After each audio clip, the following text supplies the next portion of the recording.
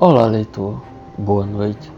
Caso ainda não seja inscrito, peço muito gentilmente que se inscreva, deixe seu like e ative o sininho de notificações para não perder nenhum vídeo postado aqui no canal. Bom, fique agora com mais um relato ou mais um capítulo do livro. Desejo a todos uma boa história. Os mistérios que se prendem à história de Recife são muitos. Sem eles, o passado recifense tomaria o frio aspecto de uma história natural, e pobre da cidade ou do homem cuja história seja só história natural. Ignoro se é tradição de outra cidade brasileira ter aparecido em algumas de suas ruas ou em algum de seus arredores o próprio diabo, o diabo da magia europeia, e não simplesmente Exu, pois no Recife, duas simples mulheres, uma madrugada, na campina de Casa Forte, ficaram assombradas com a figura estranha que lhes teria aparecido de repente, e que, segundo a tradição, não foi a cabra cabriola, que esta não gosta de velhas, mas só de meninos, nem mesmo Exu, diabo só dos negros, e sim o próprio diabo dos brancos, com toda sua vermelhidão e toda sua nhaca terrível de enxofre e de breu. Contou-me a história Josefina, minha fé, moradora dos arredores de Casa Forte, salientando, mas isso foi no tempo antigo. Talvez ainda no século XVII, no tempo dos Flamengos. Estava o Recife ainda quente da presença do herege ruivo e vermelho nas suas ruas e nas suas casas. A invasão flamenga trouxe à capital de Pernambuco muito calvinista e muito judeu, dos quais a gente mais devota da Virgem Maria e mais amiga dos santos não podia deixar de prudentemente afastar-se, benzendo-se, com medo de que os intrusos, mesmo os ricos, tivessem, como o próprio demônio, pés de pato ou de cabra, e como o maldito, fedessem a enxofre. Perseguida por agentes da Inquisição, disse que uma israelita de grande fortuna, Branca Dias, deixou a muita prata que tinha em casa em águas de Apipucos. Desde então, segundo entendidos no assunto, mal assombradas. Como mal assombradas ficaram terras entre Casa Forte e o Arraial, todo um sítio onde a tradição ter aparecido durante anos a figura de um guerreiro ruivo, trajado de veludo e de couro, cabelo longo e louro como de mulher, lança em riste, cavalo a galope. Dizia-se que era o fantasma de um general holandês que caíra morto na Batalha de Casa Forte, em 1645. A cabra cabriola, já que se fez alusão a esta espécie de cabra-bicho, diga-se mais alguma coisa a seu respeito. Parece ter sido, por longo tempo, para o menino recifense, a própria imagem do Cafute. Era a cabra bicho de arrepiar de medo ao mais bravo menino. Deitava fogo pelos olhos, pelas ventas e pela boca, e ao contrário do lobisomem, que ficava cumprindo seu fado nos ermos, onde com dentes tão agudos como os da cabra cabriola, agredia o recifense incauto que se aventurasse a andar por tais lugares no escuro das noites de sexta-feira. A cabriola vinha ao próprio interior das casas à procura dos meninos travessos. É preciso que os meninos se aconchegassem bem às mães ou às avós ao primeiro ruído estranho que ouvissem perto de casa, ruído que poderia ser só de timbu à procura de manga madura, ou mesmo espedaçada de podre, ou da raposa com fome de galinha de quintal, mas que às vezes fosse o da cabriola, astuciosa como raposa e fétida como timbu. O melhor mesmo era que o menino se comportasse bem, que obedecesse ao pai, que fosse bom para a mãe, que não mijasse na cama, que não se excedesse em traquinagem. Casa de menino bom, a cabriola nem sequer se afoitava a arranhar-lhe a porta. Passava largo.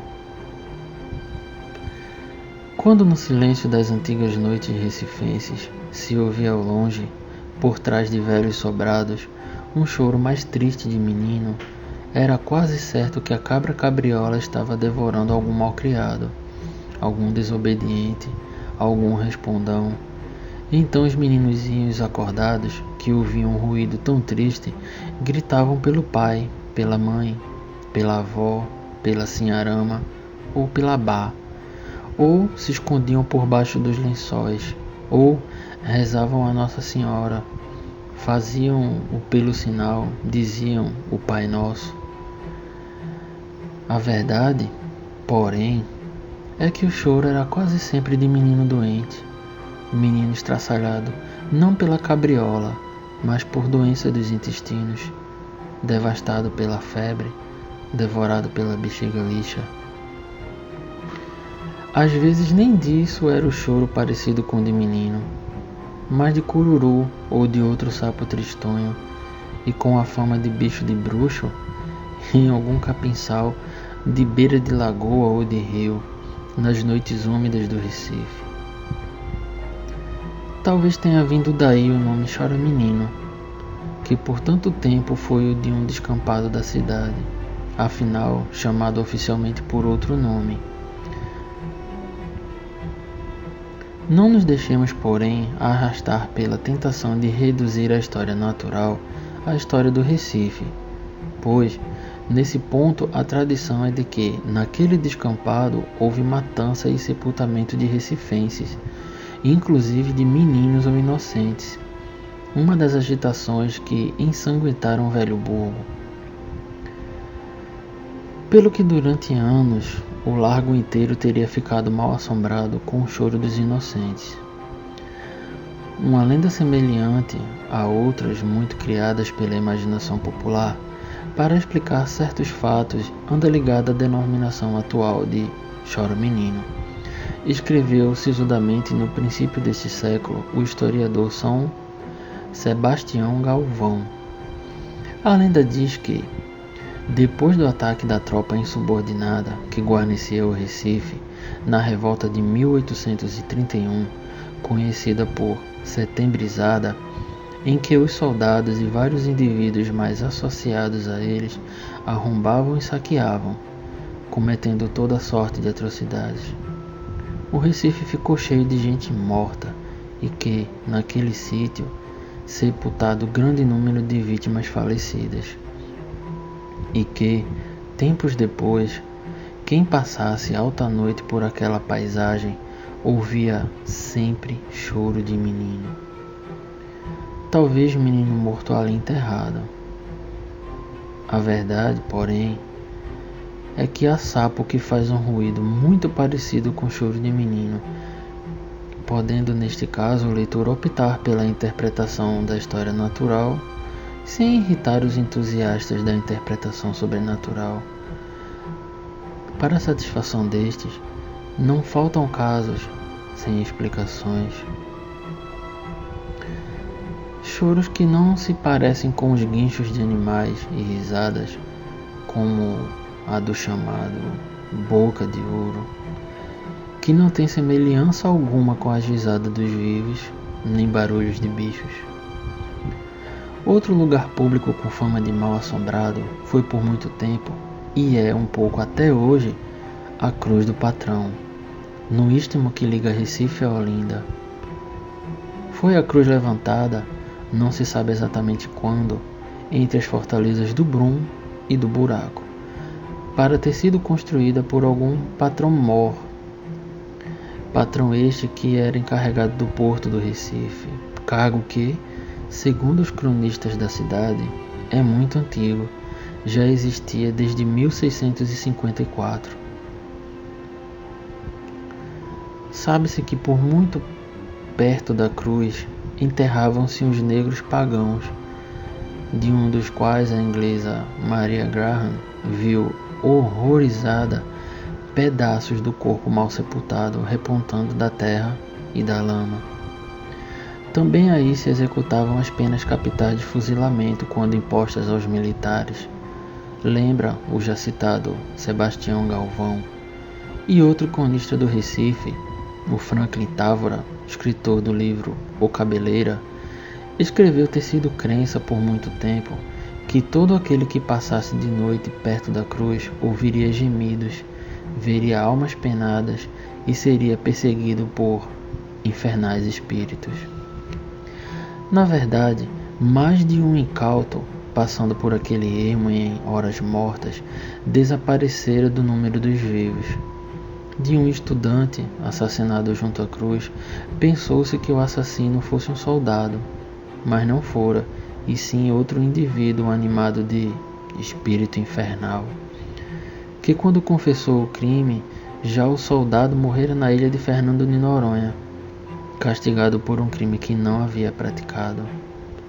Matutos, canoeiros, pescadores, toda a gente simples que durante anos evitou no Recife passar perto da cruz mal-assombrada, faziam estes o caminho mais longo, cortando o que se evitasse o ermo sinistro.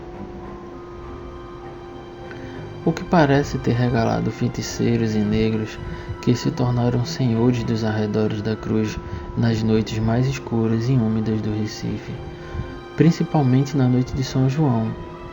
Conta Távora que numa dessas noites celebrava-se, como de costume, o que se chamava Congresso dos Negros Feiticeiros do Recife, que teriam, assim, se antecipado aos brancos e letrados na realização de congressos afro-brasileiros, como o que em 1934 reuniu-se, por lembrança minha e com auxílio dos babalorixás como Adão e Anselmo, artistas como Cícero Dias e doutores como o próprio Ulisses Pernambucano e o Rodrigues de Carvalho no Teatro Santa Isabel. Cada um deles, isto é, cada um dos congressistas da Cruz do Patrão, tinha na mão um cacho de flores de arruda. O povo diz que em noite de São João essa planta dá flores, as quais são logo arrebatadas pelos feiticeiros para as suas bruxarias. À meia-noite começou a chamada Correria dos Mandingueiros, e tanto tripudiaram em volta da cruz, rezando suas orações ou fazendo suas mandigas, que Exu lhes apareceu.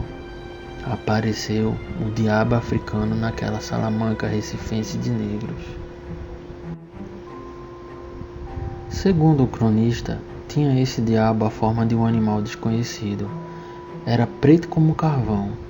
Os olhos acesos despendiam chispas azuis. Brasas vivas caíam-lhe da boca encarnada e ameaçadora. Pela garganta se lhe viam as entranhas onde o fogo ardia.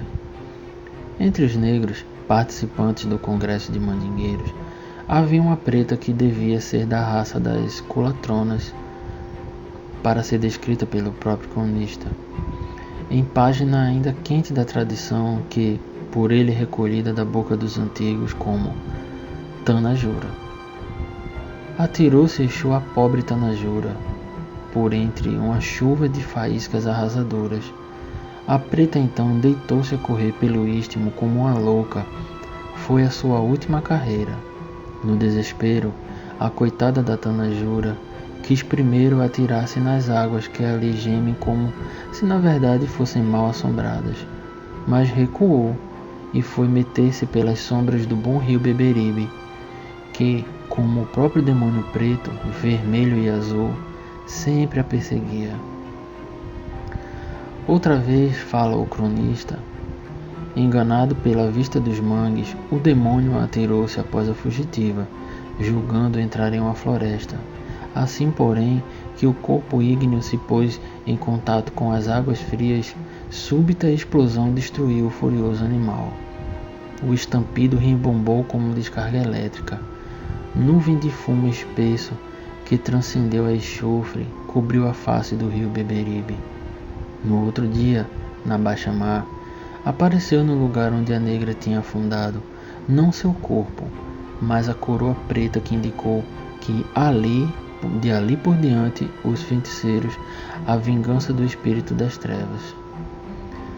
O que ficou claro diante de tudo isto é que a negra havia se encantado, e ela se encantara em coroa, coroa de terra preta, castigo de um Exu dos mais violentos, do chamado Tranca-Rua, ao qual ainda hoje se sacrificam no próprio Rio de Janeiro, nas encruzilhadas, galinhas de pescoço torcido, ao qual hoje há quem ofereça charuto e ramo de flor para acalmar as fúrias do malvado.